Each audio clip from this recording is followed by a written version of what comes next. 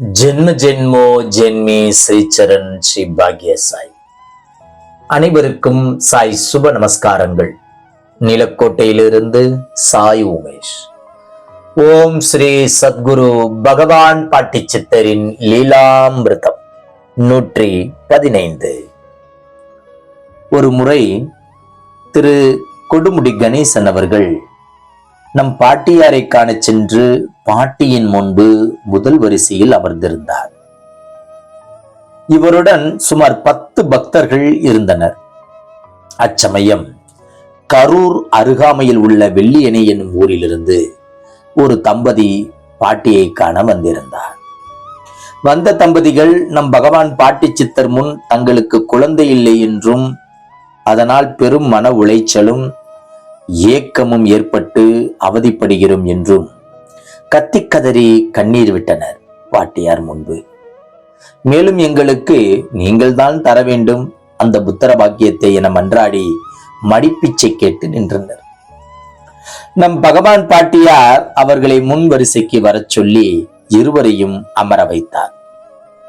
முன் வரிசையில் தம்பதியினர் இருவரும் அமர்ந்த பின் இவ்விருவரின் பிறப்பு உறுப்புகளை ஒரே நேரத்தில் தனது இரு கைகளால் அழுத்தி பிடித்தார் நம் பகவான் பாட்டி சித்தர். அதிர்ச்சி அடைந்த இருவரும் பாட்டி ஏதோ செய்கிறார் எனும் நம்பிக்கையில் அமைதி காத்தனர்.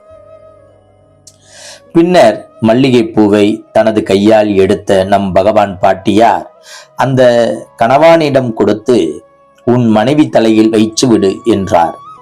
பின் இன்று இரவு நீங்க 2 பேரும் தாம்பத்தியம் வச்சுக்குங்க என அவரது பாணியில் பாட்டியார் கூறினார். இச்சம்பவம் நடந்து ஒரு 5 மாதம் கழித்து திரு கணேசன் அவர்கள் பாட்டி சித்தர் அவர்களை தரிசிக்க சென்றபோது வெள்ளியணையைச் சேர்ந்த அந்த ஆணும் வந்திருக்கவே இருவரும் பரஸ்பர அன்பு செய்து நலம் விசாரித்துக் கொண்டனர்.